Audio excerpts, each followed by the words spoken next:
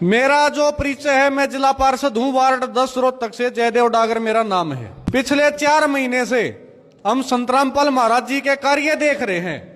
रिटोली गांव के मेरे काका ताऊआड़ा बैठे हैं, कबूलपुर के भी, बाड़ंद के भी और भी आस पड़ोस के आदमी सारे मारे आ रहे हैं जो कि किसान और मजदूर परिवारों से संबंधित हैं। भाई भगवान कौन जो हमारी जरूरत न पूरी करे, भूखे न रोटी दे, नंगे न कपड़े दे, और जिस दौर सारा ना उसने मकान दे, वो ही भगवान होता है। बाड़ंद गांव में जी आज से 3 महीने पहले, आप सब लोगों ने नहीं पता होगा, मैं थोड़ा सा बताना चाहूंगा, 2 मिनट लूंगा आपकी। एक हमारा चमार समाज से एक परिवार था, घर का मुखिया कैंसर से पीड़ित था, उसकी घरवाली जो है दमे की शिकायत थी और उसके 4-5 बालक थे, छोटे छोटे 12-12, 13-13 साल के। 9 फुट के ऊंचाई के ऊपर खोरे टेक कर उनके ऊपर किसी की थायराइड टीन दर रहे थे और उसमें रोए थे। ना रोटियां का जुगाड़ था, ना घर का जुगाड़ था, ना कपड़े का, ना दवाई का, इलाज का कोई जुगाड़ नहीं था।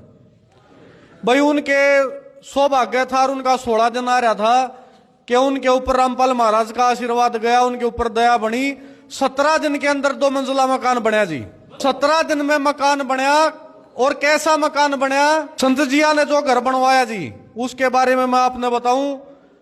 2 मंजिला मकान बनाया जिसके अंदर चौखट, जंगले, केवाड़, चारपाई, पंखे, कूलर, लैट्रिन, बाथरूम, रसोई, सारी चीज करके उसके जो बच्चे थे उनकी पढ़ाई का खर्चा, जो बीमार थे उनके इलाज का खर्चा, और उसके बाद हर महीने 5,000 रुपए राशन के तौर पर उनके इलाज के लिए दिए गए जी। न्यून एक भाई सरकार जब मकान बनवाती है ना, उसके लिए 2 साल पहला तो फार्म भरवा हुए है। फार्म भरवा के उसके बाद में कदे तो भाई सरपंच लिख के देगा, कदे सेक्रेटरी उसका मौका देखेगा, कदे जेई आओगा, उसको कागजा मल जाते हैं भाई, फिर रुपये मिल रहे हैं। 3 बार किस्ता में 1,80,000 रुपये, जिस तक घर नहीं बनता। अगर कोई बना दे तो बताओ भाई। दूसरा वाक्य, बाड़ंद गांव में सरकारी स्कूल है। स्कूल का प्रिंसिपल जी कई बार मेरे थी भी कही, उसने गांव की पंचायत को भी कही, पर हमारे पास जब भी पैसा आता है तो वो सरकार के मार्फत आता है और हमने उस प्रक्रिया को पूरा करना पड़े हैं। और वहां पे जो स्कूल की बिल्डिंग थी, वहां पे खिड़की दरवाजे जो थे टूटे पड़े थे, उनमें आगे ठंड आने वाली थी, बच्चों को काफी परेशानी होती, छोटे बच्चे पढ़ते हैं।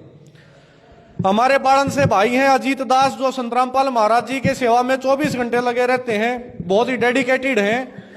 इनके माध्यम से बात संत महाराज तक पहुंची और उनके आशीर्वाद से वहां पे वाटर कूलर की व्यवस्था बनी, खिड़की दरवाजों की रिपेयर का काम होया, और भी जो जरूरत की चीज थी वह सारी पूरी हुई।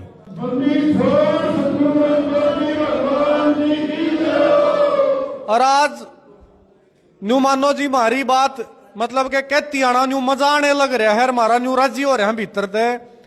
अक्सर तो बड़ी समस्या इन जमींदारा की हो रही भी चल रही, कई गांव में पानी लगड़ा नहीं है। बारिश का मौसम जुलाई में शुरू हो है, पर जमींदारा ने मई में, जून में न्यू डर लगन लग जाए भाई फिर डूबा होगी, बनी बनाई फसल खराब हो जाएगी, क्योंकि हर साल की समस्या है। फिर बात जागी, गांव के मानस इकट्ठे हो गए, सरपंच दौरा, पार्षद दौरा, फिर वे जाएंगे कितने डीसी दौरा, कितने फिर एक्शन जो पानी का डनाड़ा उस दौरा, एसडीओ दौरे, जेई दौरे, इतना फसल में नुकसान हो ले है। फिर पाइप कितने तक ठाक लाने पड़े हैं, फिर मोटर मिल रहे जड़ी पाओ, फिर वह बंधवानी पड़े, बिजली वाले कनेक्शन करके जाओ कि नहीं करके जाओ, वो मौके की बात से। और आज 6,000 फुट की लंबाई के जो पाइप मारती दिए हैं जी, हमारे पूरे गांव के ऊपर एक बहुत बड़ा आपने अपनी दया बनाई है। पूरे गांव की तरफ से आपको बार बार धन्यवाद है। और इस प्रकार के काम जी आप करते रहो। हमारे जो जमींदार हैं, मजदूर हैं, किसान हैं, उनको देखो उम्मीद होती है, इसे आज के दिन कोई बेसुएदार न रहे जी किसके 50-60 किले आनते हो, सब अपने कोई ठेका की बोर है, कोई पड़ोसी की बोर है, कोई भाई की बोर है। संत रामपाल महाराज जी के आशीर्वाद के तौर पर 6,000 फीट की 8 इंची पाइपलाइन और 2 मोटर,